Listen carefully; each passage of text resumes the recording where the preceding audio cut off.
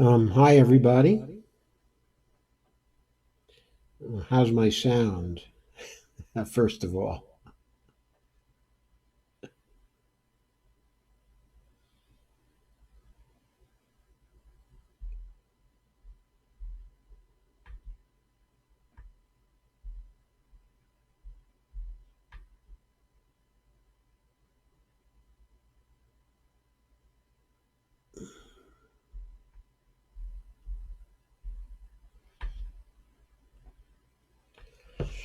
okay. So since nobody's complaining, I assume my sound is okay.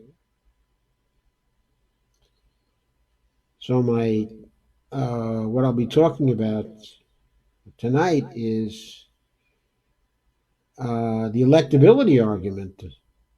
Basically, uh,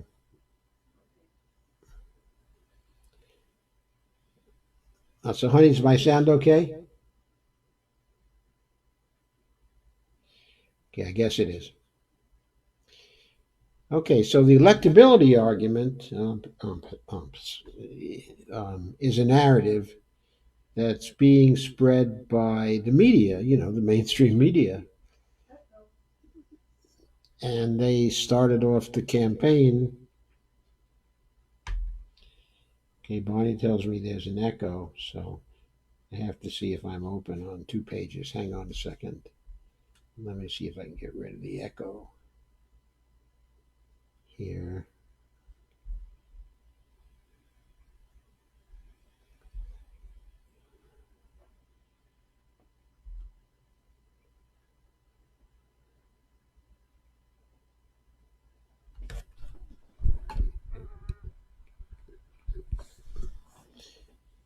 Okay, let me know if that tones down the echo some.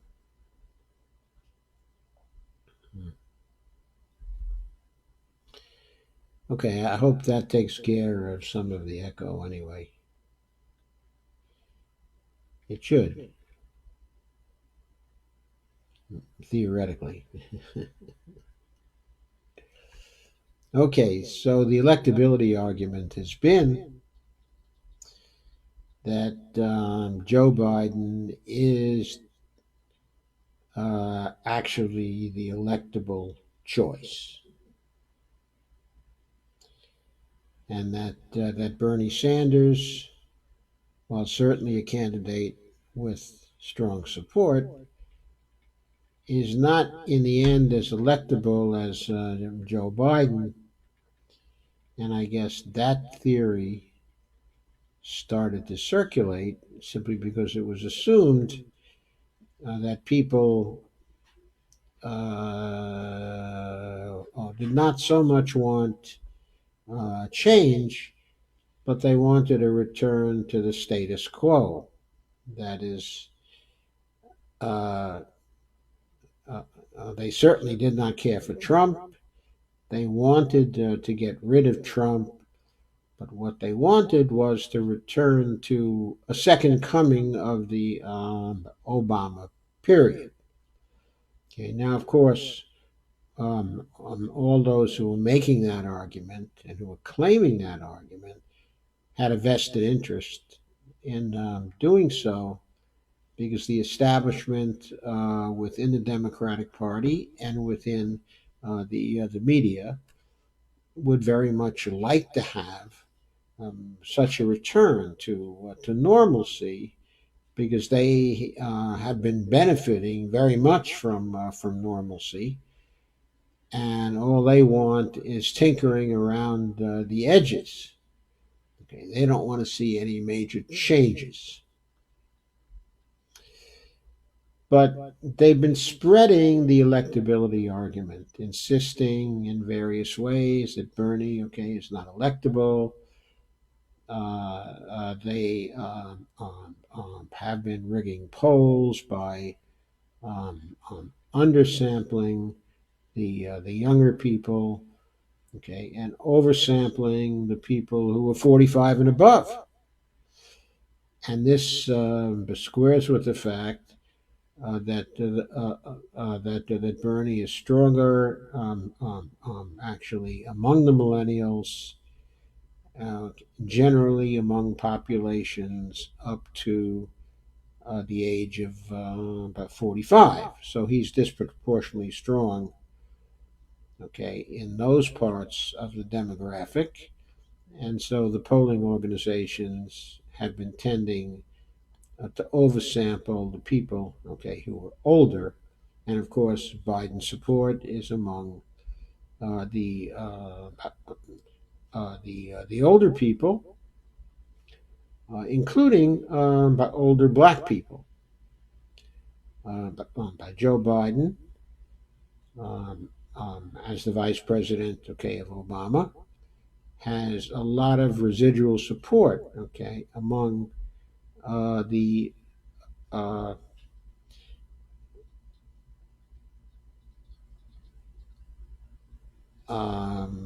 has a disproportionate amount of support, okay, among the black voters in the United States. Uh, it was considered, okay, one of the conventional wisdoms that came out of the 2016 election, okay, was that Bernie was weaker among the uh, okay, that when it came to black voters, that he was weaker, and of course Hillary really had overwhelming support, okay, among uh, such voters. But during the years since 2016, what Bernie has been doing has been shoring up his support and making sure that the communities of blacks in all part of the countries realize that he's been a big supporter for civil rights, and that the policy agenda that he has in mind would be very advantageous to two minorities, Hispanic minorities and black minorities also, and black women in particular. And that message has been getting out there for a very long time. And so Bernie is now approaching the levels of support, okay, within the black communities that Joe Biden has. Okay, it's not exactly equal yet, but it is strong, and it looks like he is running second among blacks. Uh, though Harris has been making certain inroads, uh, she's still not at the level of the Bernie or Joe Biden, okay, in that demographic. So, what of by the argument that Bernie is not electable because he's not the favored person from the standpoint of strong supporters, okay, of Hillary Clinton, and that his support in terms of Southern blacks is very weak. Uh, well, now that's a theoretical argument. It's not supported by empirical evidence right now. What the situation is now is that uh, when there are matchups of Trump, okay, against the top candidates of the Democrats, by Joe Biden, generally speaking, does best. Okay, but Bernie is often in a tie with Joe Biden in the polls. Now, there has been a poll just a few days ago. It's from survey by USA. And the results of the poll were covered in Common Dreams. Jake Johnson was the staff writer.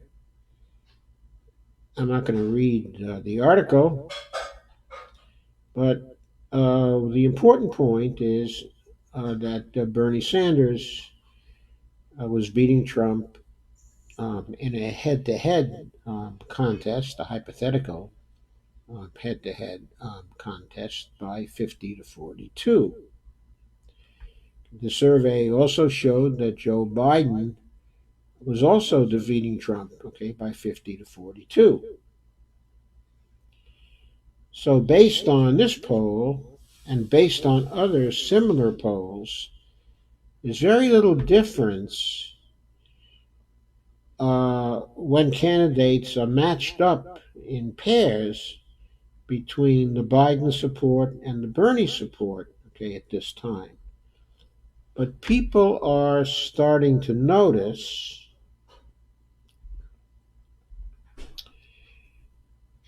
that in those polls that but try to get the attitudes of people about who is their second choice. If someone were to drop out, that the second choice of people who are supporting Joe Biden, a strong second choice of people, okay, who are supporting Joe Biden, strangely, is Bernie Sanders. And the second choice of people who are supporting Senator Warren is also Bernie Sanders. So it turns out that Bernie is in a very good position to pick up support from both of those candidates if they should drop out of the race. Uh, since there are many people who are viewing Joe Biden as a fairly weak candidate at this point, in spite of the fact that he polls well, what people are seeing is that he seems to be weak in terms of the debates. And he's giving the impression that he has aged, okay, and that he loses a thought or two. He's not fast on his feet when it comes to debates anymore. Now, in previous years, in the 2008 elections and the 2012 elections, Joe Biden was a very good debater. He certainly gave a drubbing to Sarah Palin in 2008, and he was a winner against Paul Ryan in 2012, okay, as well. And he did very well in both of the debates. He had a great sense of how to approach them. He was very commonsensical in them. And most people agree that he won his debates in 2008 and 2012 hands down.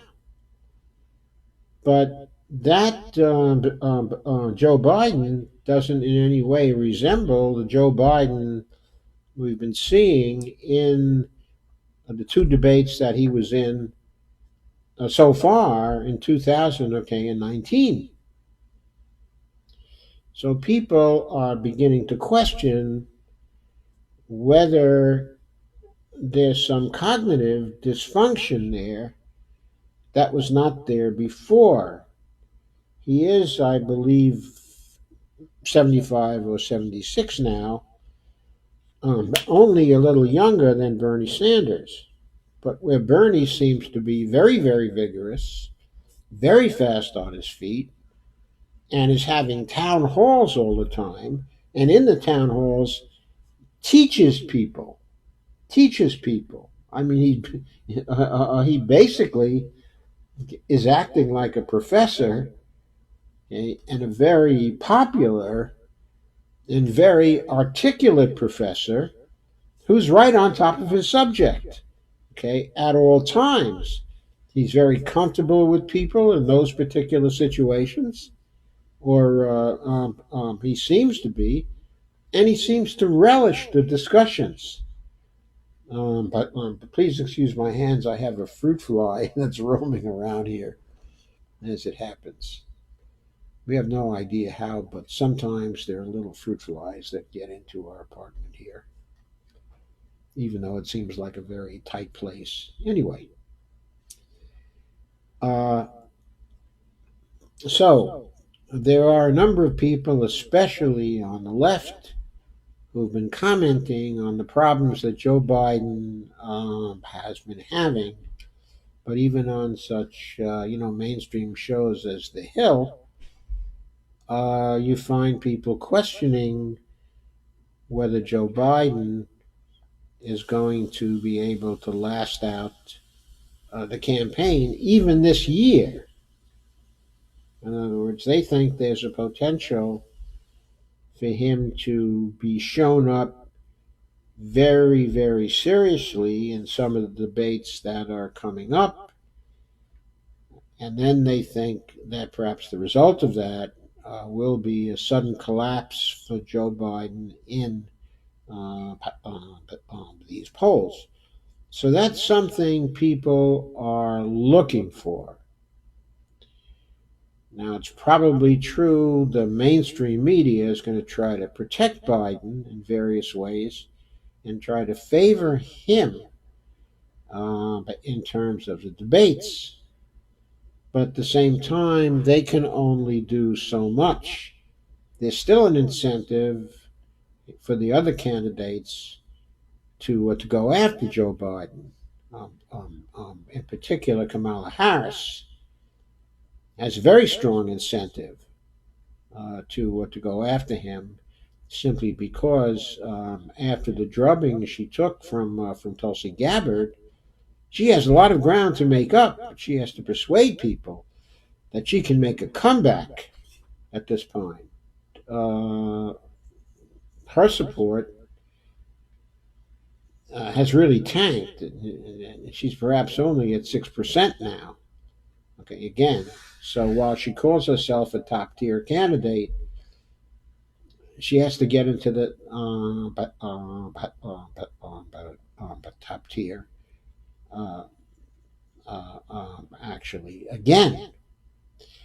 And one of her best ways of doing that is going to be to criticize Sanders, but perhaps okay, or Warren, okay, or Biden. Easiest target for her, okay, is going to be Biden, and she'll want, of course, to strip off some of his support, okay, from blacks, and try to translate that support to her, as opposed to translating it to Bernie, okay, which is one possible result of her doing that. But on the other hand, if she tries to attack, okay, either Bernie, okay, or Warren, they're very strong in debates, and she may get embarrassed. And there's still Tulsi Gabbard, who may be in the third of the debates, who will have a further incentive to go after Harris. Also, Tom Steyer has come into the race and is now uh, he's kind of an unknown quantity in the race. In other words, people don't know how he will play, okay, in terms of the debates. At this point, they still don't know whether he will get into the third of the debates. But he does have the number of contributions necessary for him to get in at this point. Tulsi Gabbard has the number of contributions, okay, necessary for her to get in, okay, at this point. But neither one has made the polling criterion yet. But both are looking like they have a pretty good chance to make the polling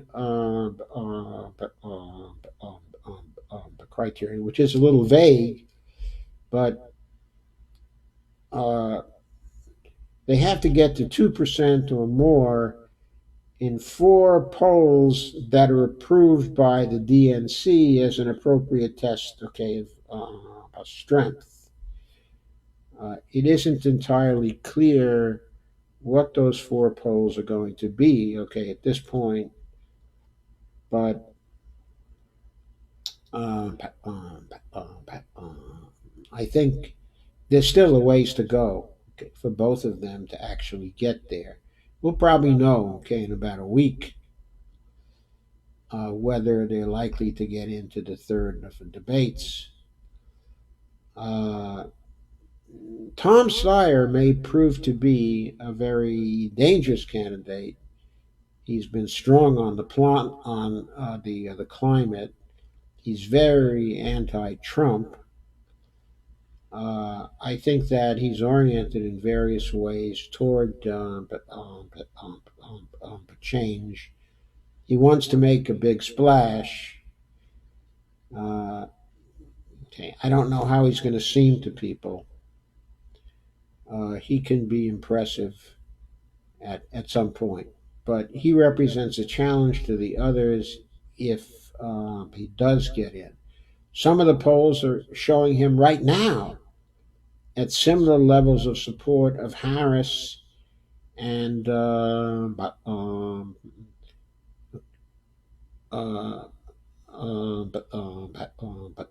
greater than Booker, maybe similar to Castro and to Mr. Buttigieg as well. So while he's not a top tier candidate yet,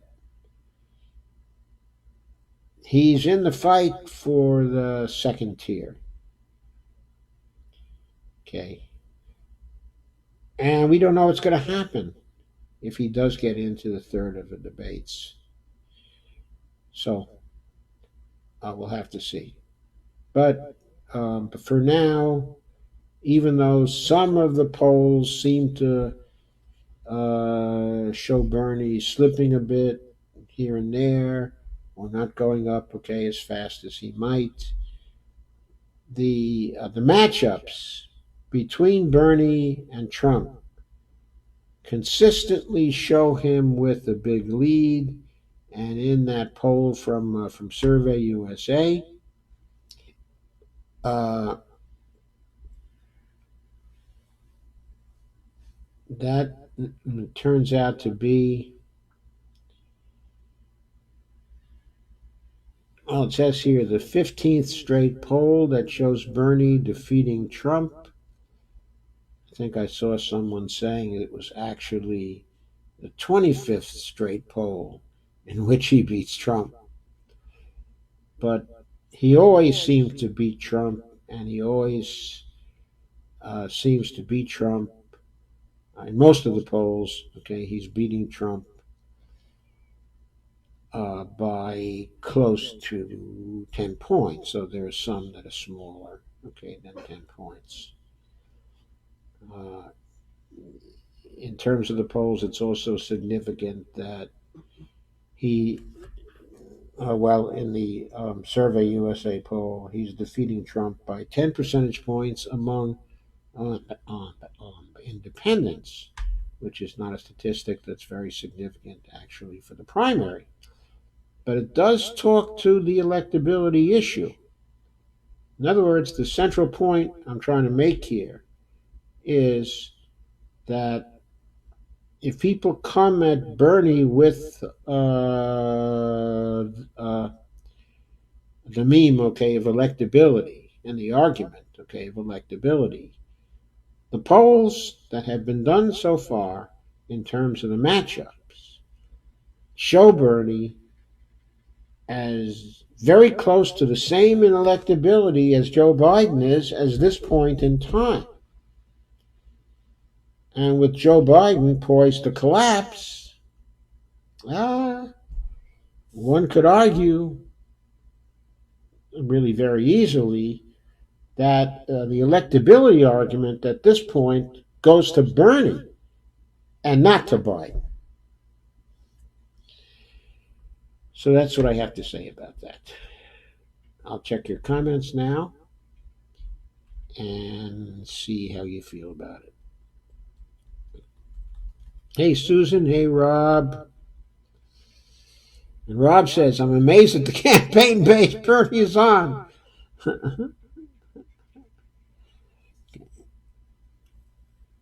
And he says he's a lot younger and he doesn't even think he could keep up with them.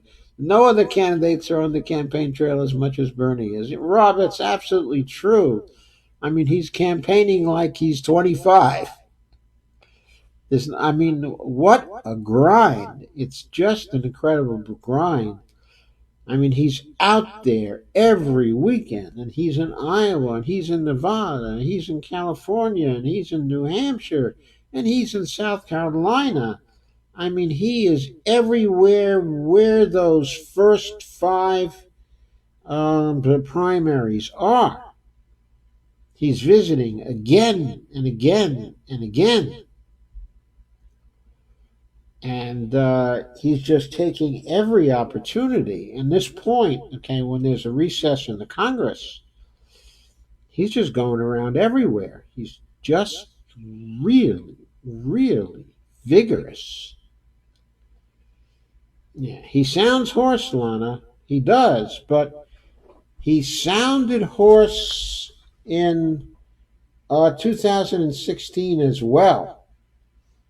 Okay, he sounded hoarse then as well, quite frequently. I often thought in 2016 that his voice wasn't going to hold out, but it did. It did. It's very deceptive. His voice does hold out. He never seems to lose it. Randy says, Journey cleaned Harris clock, which I think means Bernie cleaned Harris's clock. Has he already done that? I don't know if I saw him do that, but he certainly would clean her clock if she, but she goes against him. So I think that she's probably going to avoid him because he's very, very good. Uh, okay, so I don't think there's anything to the electability argument, but it will continue to be made, and it will be up to us to reply. And I think the best way to reply is to point out, is to put the burden on Biden to show that he is electable. The burden on Biden. Have you seen his Joe Rogan interview? Yes, I did. 8.5 million views, and the comment section was the most surprising. Many positive comments and changed minds from the interview. Okay, and many said that they thought of him as this terrible socialist and now have a positive attitude towards him. Yes, I saw that. When is the next debate? I thought it was early in September, September 7th, September 8th, something like that. I'm not sure the dates, okay, at this point, but it is in early September.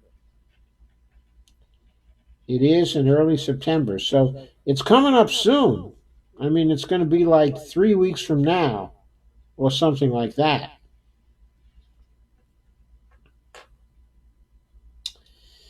So it's going to be very interesting to see how that is going to work out. It's going to be very interesting to see how many candidates are still going to be there. It appears that as of today, there are 9 people who have qualified, including Andrew Yang. So we're now waiting to see whether Julian Castro gets in. We're waiting to see whether Tom Steyer gets in. We're waiting to see whether Tulsi gets in. Also, I think I have to note that Tulsi may be hurt by having to take the 2 weeks off. She's got some surrogates who are going to help, But I don't know, not being around, uh, she has, I think, until August the 23rd to qualify. So it's 10 days from now. And for these 10 days, uh,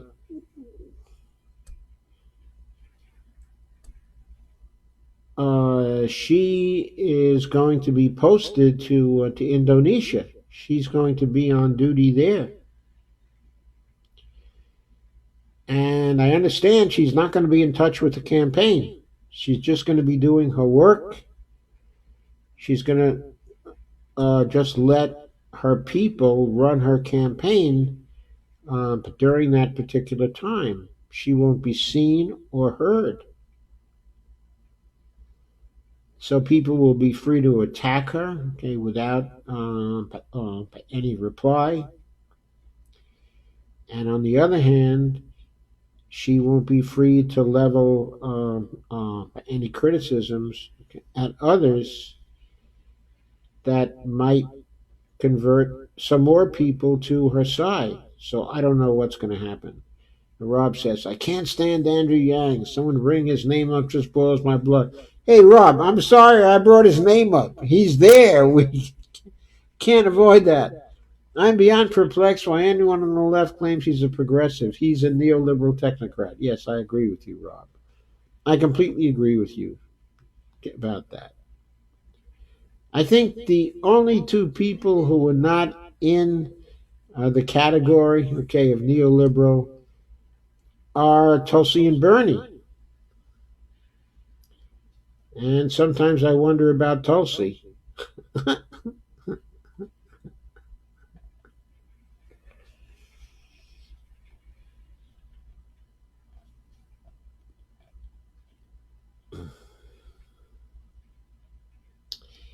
Any other comments, folks?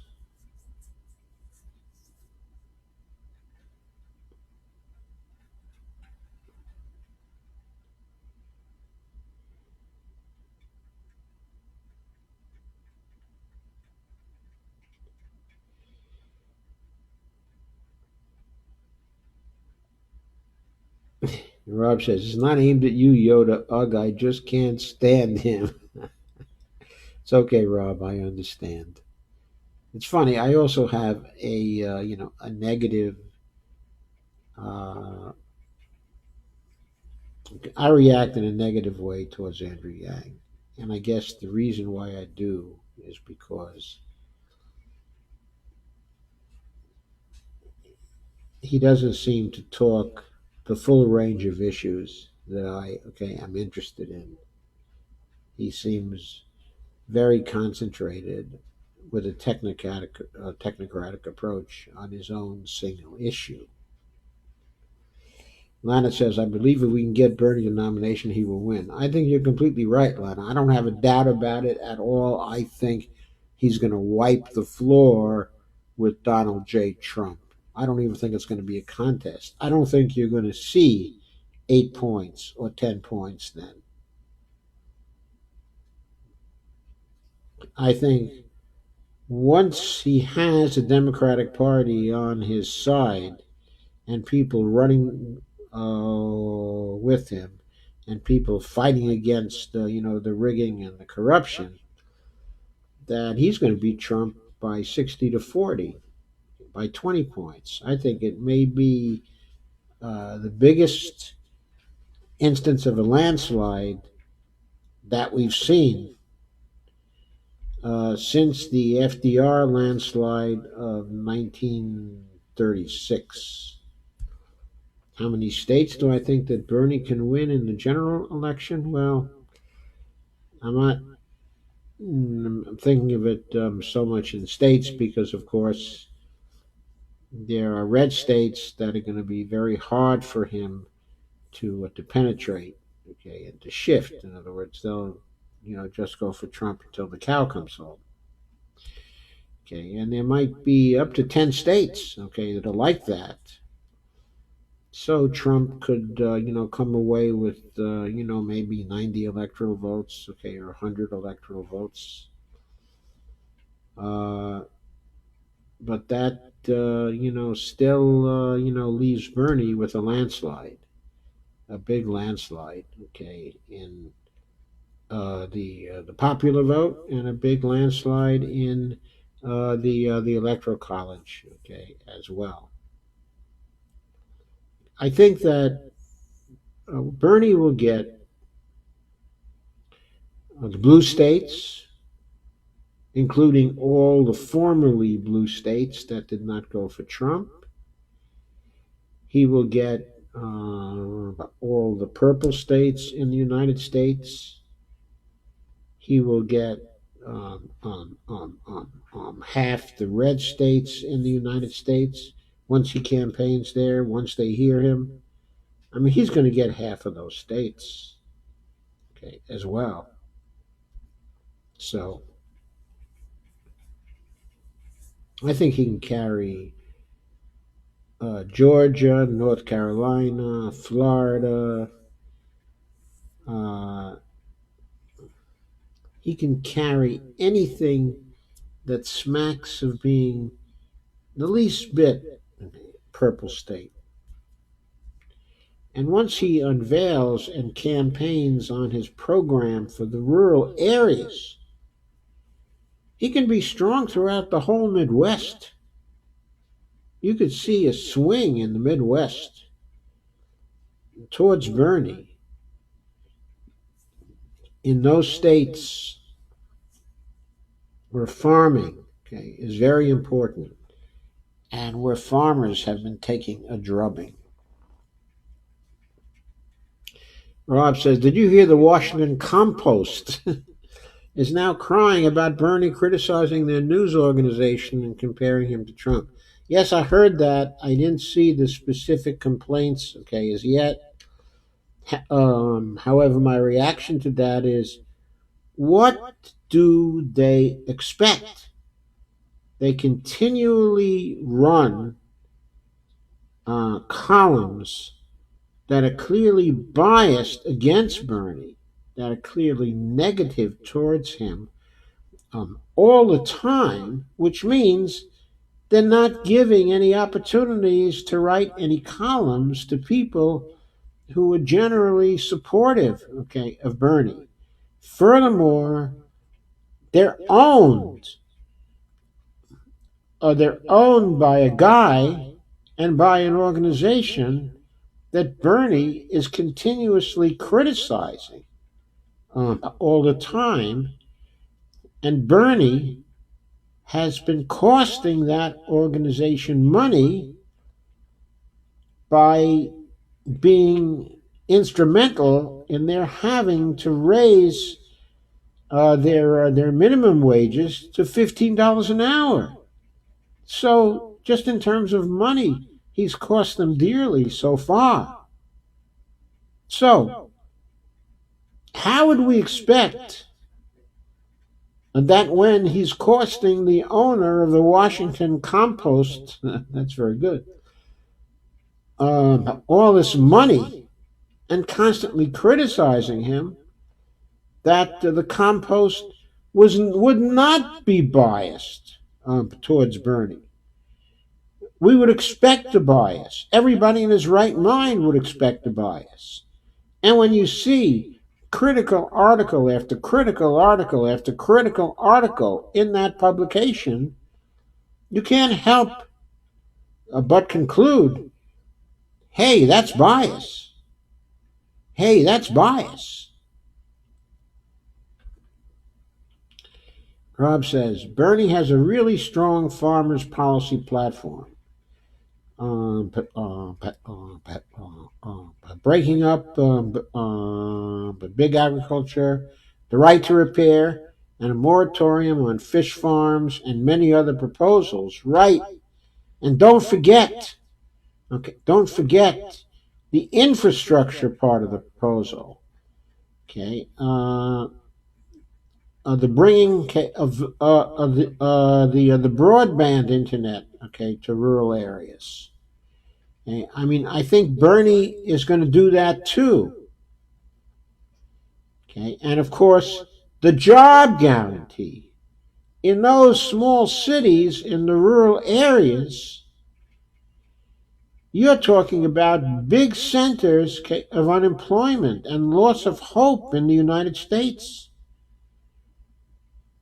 All throughout the Midwest, all throughout the small towns and small cities, there are no opportunities for people. Bernie is talking about giving them a job guarantee in place. I know that's important in the urban areas too, but the point is, it's important throughout the rural areas. It means the economies, the faltering economies of those areas that have been ruined over a period of time, can wake up again. It means that people might be able to stay home and not go to the big city. It means people might be able to build a life in those communities and might want to do so. I mean, this is a really big thing when he starts pumping on this and talking about this. And he comes with credibility to rural areas because Vermont is a rural state and the farmers there love Bernie. He's been very, very popular with them. And he knows how to talk to farmers all over the United States. He knows what their problems are. And he knows the policies that are going to help them. So he's very strong among the farmers. Rob says, wait a minute. Didn't Elizabeth Warren propose a public internet infrastructure? Yeah, she did. I talked about it last night. I mean, she has a plan that she took from Bernie to claim as her own. I hit Elizabeth Warren because I don't trust or believe what she is proposing. I don't know if I'd put it that strongly about her. I think she'll try to implement her policy, but now we come to a point where it's a good idea, I think, for me to end this stream and go to the second stream of the evening. Because what the second stream is about is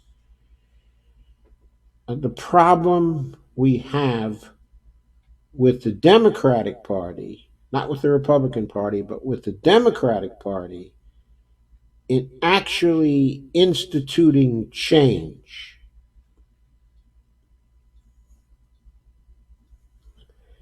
And Randy says, FDR's 36 win is why my middle name is Delano. Randolph Delano Hedgebeth. Hey, terrific. Okay, guys, I'm going to end this now. And oh yeah, Bernie can talk to farmers because of Vermont is a very rural state and he gets a lot of support. So speaking of farmers is second nature. It is second nature to him. He's using it in Iowa. He's all over the state there in small communities, talking farm talk to them. He knows how to talk farm talk, and he talks education to them. And he talks waking up. He talks the job guarantee to them also. He talks a lot of great stuff.